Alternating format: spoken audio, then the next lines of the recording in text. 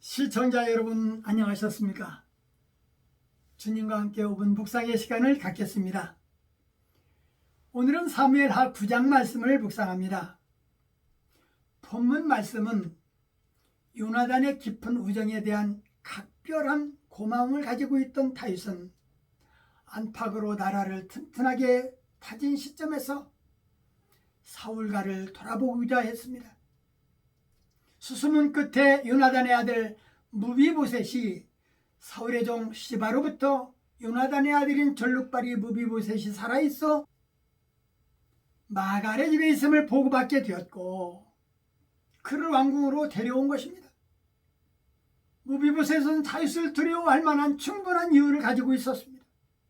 새로운 왕은 왕위에 오를 가능성이 있는 사람은 누구라도 학살해버리는 것이 그 당시 일반적인 관행이었습니다. 그러나 다윗이 무비보셋에게 보여준 자비로운 태도가 아주 놀랄만한 일이라는 것도 이유 때문이었습니다. 그것은 상식과 간섭에서 어긋나는 것입니다.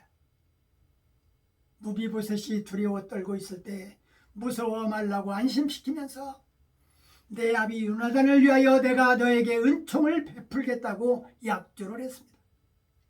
왕자로서 동일한 대접을 받게 하므로 그의 명예를 회복시켜 주었고 사울의 밭을 모두 돌려주며 평생 자신의 상에서 함께 먹을 수 있도록 배려를 했고 사울에게 속했던 모든 재산을 다시 돌려줌으로써 경제적인 부를 주었을 뿐 아니라 너는 항상 내 상에서 먹을 것이라고 사울과 그 온 집에 속한 것은 다 내게 주겠다라는 말을 듣고 무비보셋은 다윗에게 죽은 개가 같은 나를 돌아보시느냐고 하면서 감격스러워했습니다.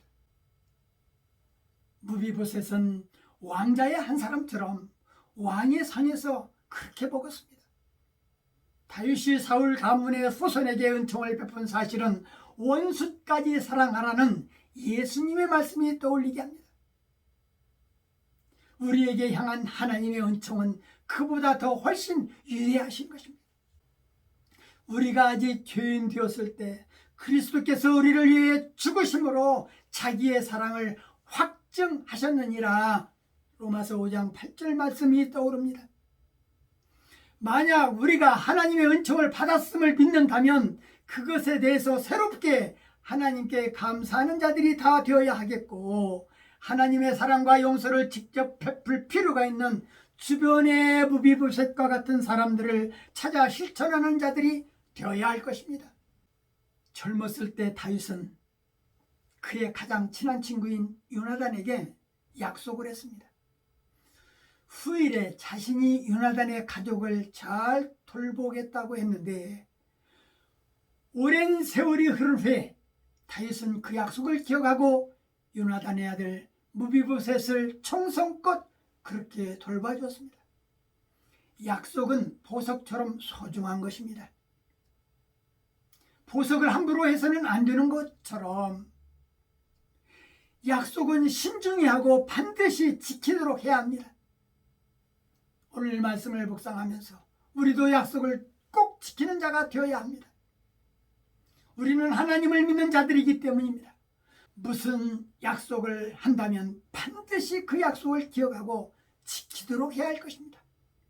다윗은 요나단을 생각해 보면서 그의 의리와 사랑을 회상했을 것입니다.